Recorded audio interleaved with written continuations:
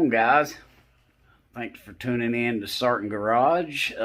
Today I've got a Craftsman rider that's been sitting in a garage for about 2 or 3 years, and the guy told me that it wasn't charging, so he could charge the battery and use the mower, but then after he used it a couple times it got to where it wouldn't start. So I got it in, it's been sitting, so there's no telling what I'm gonna find. I'm thinking it's gonna be somewhere in the stator, putting out any voltage. I haven't looked at the mower yet, but it's right here. I haven't checked it out. I haven't done anything to it. I did raise the seat up. I'm gonna have to test this battery, see if it's gonna charge. We're gonna go through it, and we'll do it from start to finish for one that's been setting. Tires are aired up on it, which is unusual. They're usually all flat. It's a LTS1500. It's got a 17.5 Briggs & Stratton engine. If you're new to the channel, hit that subscribe button, and after you hit the subscribe button, hit that notification button to get future notifications of repair videos on Sartin Garage channel. It helps out the channel a lot. Hit that like button, leave me a comment, even if you got a question. Leave it in the comments. I'll get to it as soon as I can. And but for right now, let's get started on this rider. Alright, guys. First thing we're going to do is check the voltage on this battery. See if we've got any juice.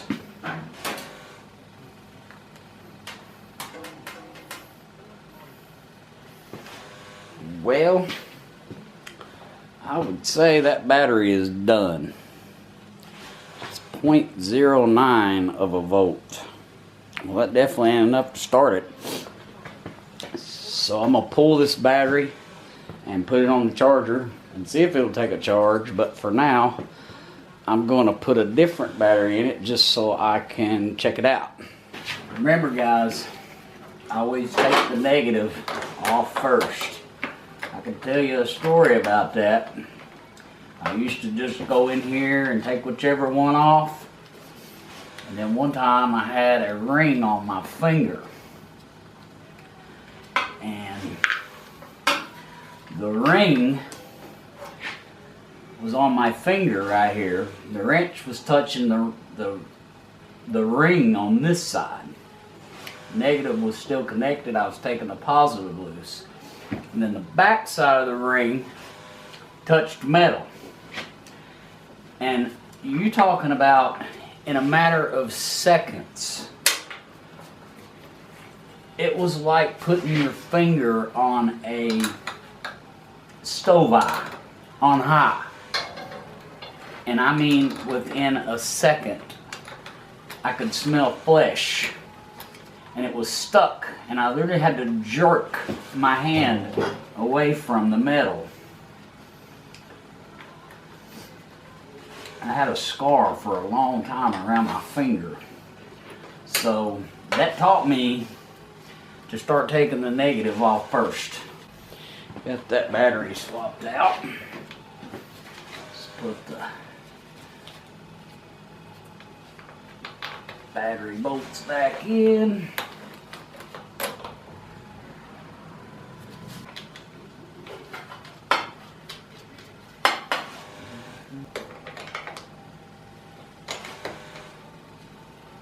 Alright, we got a good battery in it. So now let's just see if it'll start. Make sure the brakes down, locked, blades are disengaged. See it choke. Key, that's the wrong key, which that is not a good thing. That will actually tear your key switch up. Still not doing anything. That means we've got a problem. So the next thing I'm going to do is the blades are disengaged, the brake's down, we got a good hot battery, and it's not starting. It's not doing anything. So we got one or two things going on. Either we're not getting power to the solenoid, or the solenoid is bad. Otherwise, if the solenoid was good, you'd hear a click at least. So what I'm going to do is I'm going to start with the easy stuff first. I'm going to check the key switch. I'm just going to pull it out and do a resistance test on it. Lift up the hood, disconnect this wiring connector. There's a key switch. And let's just go do a ohm test on this switch. Alright guys, got my meter. I'm going to put that on ohms. Right there. Looks like your little cell phone signal bar. That's ohms. And then we're going to check. B is battery, then S is solenoid. So that's still 2 we want to put it on. When we turn this key to the start position, it should beep. And it does. But I'm going to check one other thing on this switch, because the customer told me that he was having trouble with it charging the battery. You're going to connect that to A1, which is this one right here. You can see that. It's labeled on the switch, if you can see them labels there. So he said he was having trouble with the charging, so I'm going to check that A2 or A1 to B. Now with the key in the on position, we should get, you hear it kind of, that meter buzzer kind of making crazy. I think I'm going to put him a switch in it. See, now right there it ain't doing anything. And that key is on. If you look, that meter is not, it's not going to 0. And that tells me that something's not connecting in the switch every time. So that possibly could be some of his charging problem right there. The key switch has got a short in it. It should, as soon as you turn it on, it should beep. And then no matter what you do, it should stay on. Can you hear that beep? And I'm just wiggling the key switch.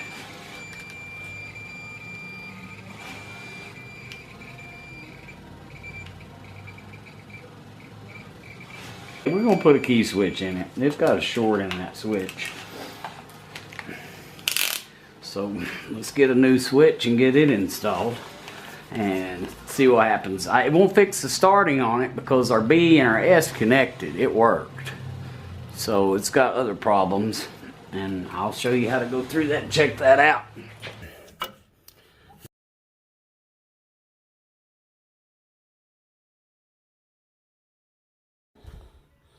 It's in there. Connect your wiring back.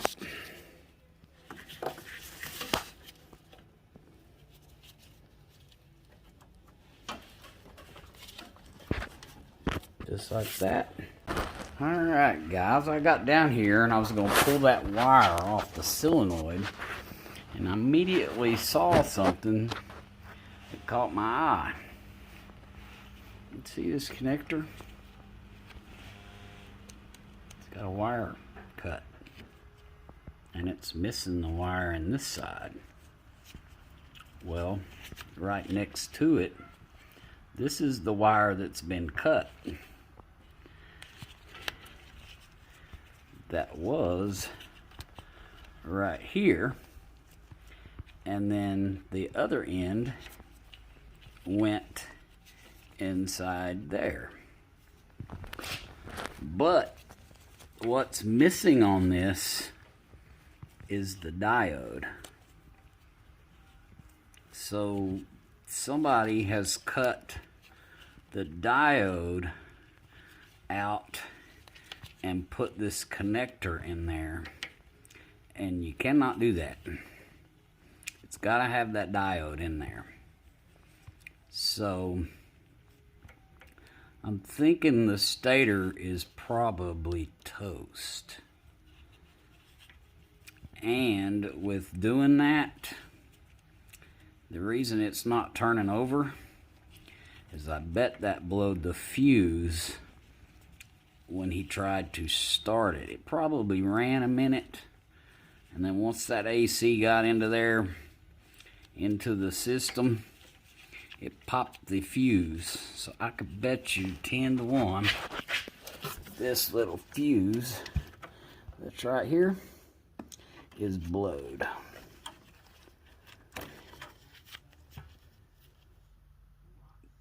There you go, a blown fuse. Before I install the fuse, I want all this disconnected. No, it's not going to charge, but that's okay.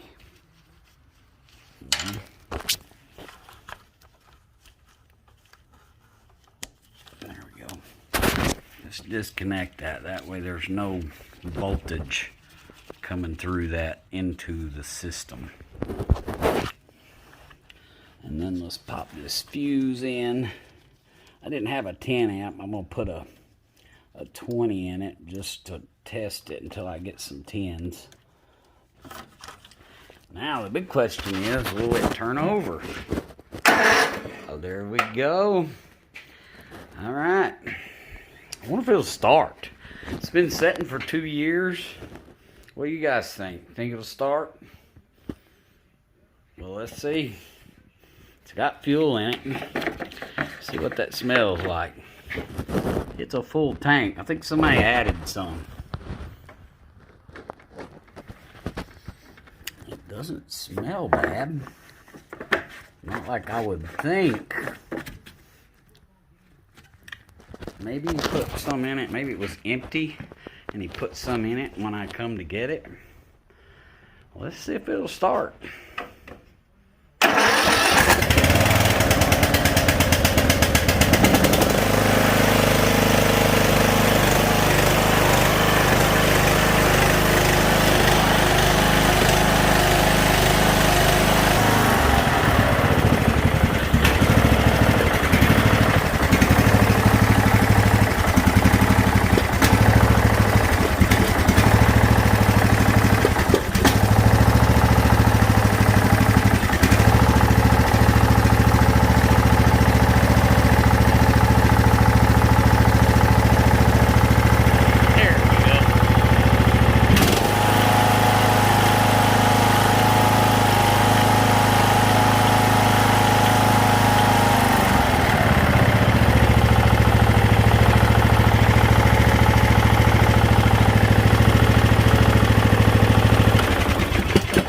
That is just awesome.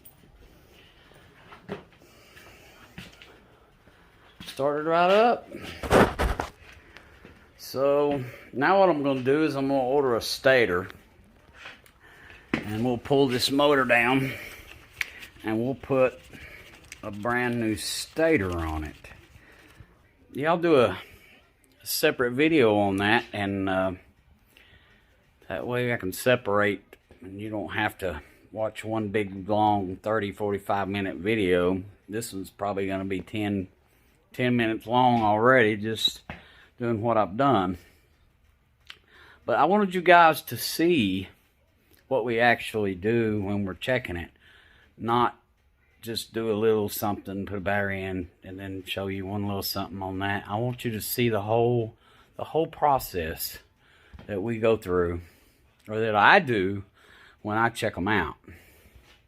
So that way you can do the same. Sometimes these mowers, they set for 5-10 years, and the only thing wrong with them is minor stuff when it first tore up. But then after you let it set for 2, 3, 5 years, then there's a whole lot more stuff goes wrong with it.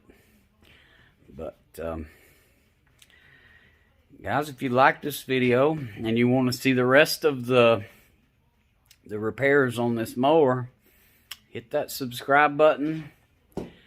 Then after that, hit the little bell so you'll get future notifications of the future videos on not only this mower but on other mowers too.